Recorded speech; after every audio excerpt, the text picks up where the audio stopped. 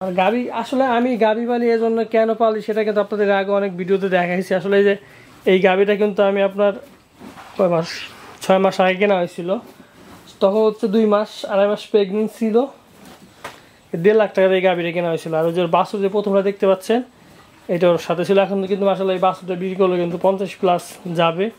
আর আল্লাহর রহমতে যদি ঠিকঠাক এই গাভীটা যদি বাচ্চা দেয় সেক্ষেত্রে ওর দুধ কিন্তু আপনার 6-7 লিটার হয়। সেরকম একটা গাভীর দাম কিন্তু মিনিমাম 1,70,000 থেকে 80। সেক্ষেত্রে দেখা যাচ্ছে আপনার 7-8 মাসে কিন্তু আমরা 1.5 লাখ টাকার গাভী থেকে প্রায় হচ্ছে আপনার 50 আর এদিকে হচ্ছে 1,80,000, 2,30,000 টাকা বিক্রি করা সম্ভব।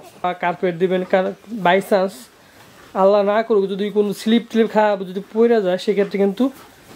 আসসালামু আলাইকুম, সবাইকে স্বাগত নিবিড় কৃষি চ্যানেলের নতুন আরও একটা ভিডিওতে। বেশ অনেক দিন পর নতুন আরও একটা ভিডিও নিয়ে আসলাম। আজকে হচ্ছে আমার খামারের বা আমার 3টা গরু আছে, কিছু ছাগল আছে, হাঁস মুরগি আছে, সব মিলাই আর কি।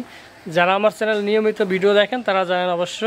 তো টাইটেল যেটা হচ্ছে আপনার প্রেগনেন্ট গাভী বা গর্ভবতী গাভীর বিষয়ে কিছু সতর্কতা, যেটা খুবই গুরুত্বপূর্ণ, সেটাই আজকে আমি আপনাদের জানানোর চেষ্টা করব। এবং আপনারা কম বেশি অনেকে জানেন যে আমার কিন্তু একটা গাভী আছে যেটার এখন হচ্ছে আপনার একটা কয়দিন পরে 9 মাসে পড়বে। তো এই মুহূর্তটা অনেক খুবই গুরুত্বপূর্ণ।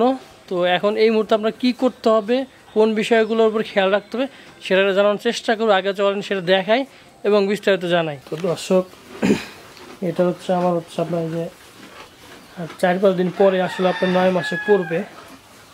পেটের অবস্থা দেখতে পাচ্ছেন।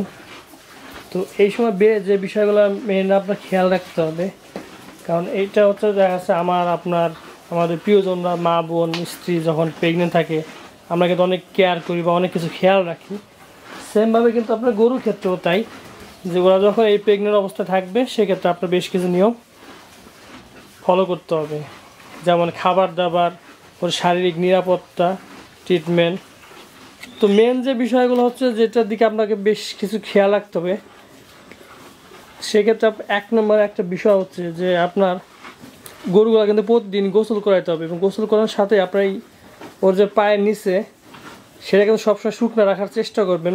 যদি এমনি রাখা যায় বা কার্পেট দেবেন, বাই চান্স আল্লাহ না করুক যদি কোনো স্লিপ টিলিপ খারাপ যদি পড়ে যায় সেক্ষেত্রে কিন্তু বড় ধরনের ক্ষতি হওয়ার সম্ভাবনা থাকে। কারণ ও এমনিতে এই পেটটা ধরনের এখন 9 মাস চলতেছে বা 9 মাসের কাছাকাছি, 1-2 দিন পরে 9 মাস পড়বে। এখন ওর এমনিতে কিন্তু অনেক ভারী হয়ে গেছে, কারণ বাচ্চা অনেক বড় আসলে আল্লাহর রহমতে হয়তো বা ইনশাল্লাহ ভিতরে আছে। তো সেক্ষেত্রে ওর নিজের একটা ওয়েট এবং আর একটা বাছুর ওর মধ্যে আছে, সেক্ষেত্রে ওর একটু এদিক সেদিক হয়ে গেলে কিন্তু অনেক ক্ষতির সম্মুখীন হতে পারবেন। আর খাবার দাবার কিন্তু অনেক একটা গুরুত্বপূর্ণ বিষয়।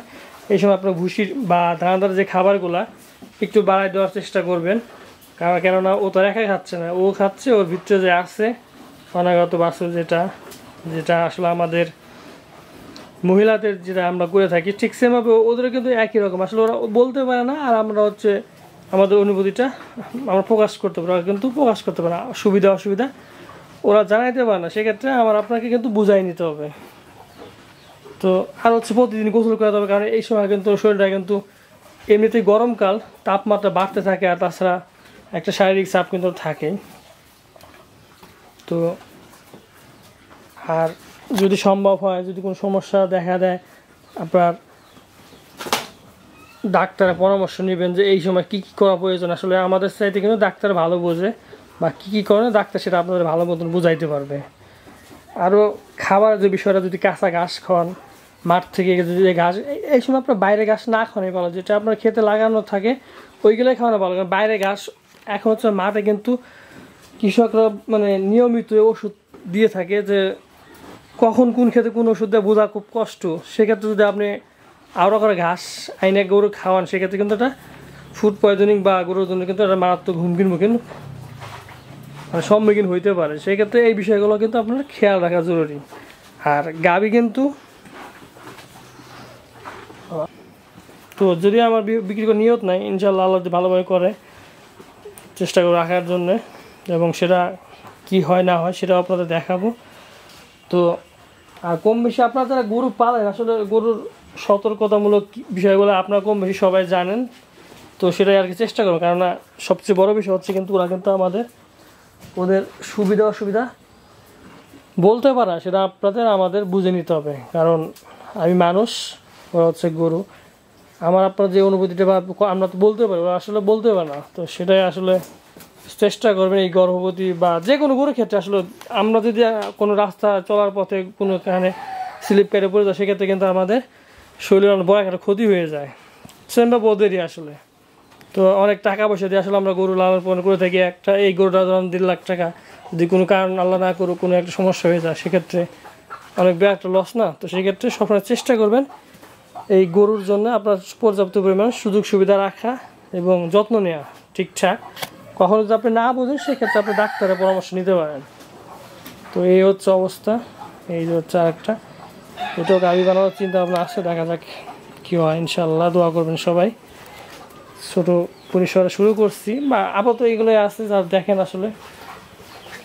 তো দর্শক, আমার ছোটো খামার থেকে ছোটো একটা ভিডিও আপনাদের সাথে শেয়ার করলাম। বিষয়গুলো হচ্ছে আপনারা গর্ভবতী গাভীকে কীভাবে যত্ন নেবেন, কীভাবে সতর্কতা অবলম্বন করবেন, সেটাই কম বেশি জানানোর চেষ্টা করলাম আমার অভিজ্ঞতা থেকে। আশা করি আপনাদের ভিডিওটা ভালো লাগবে। আর হ্যাঁ, ভিডিওটা কেমন লাগলো কমেন্ট করে অবশ্যই জানাবেন। আর হ্যাঁ, আমার চ্যানেল সাবস্ক্রাইব করুন। যারা ইতিমধ্যে আমার চ্যানেল সাবস্ক্রাইব করেছেন তাদেরকে অসংখ্য ধন্যবাদ। সবাই ভালো থাকবেন। আসসালামু আলাইকুম।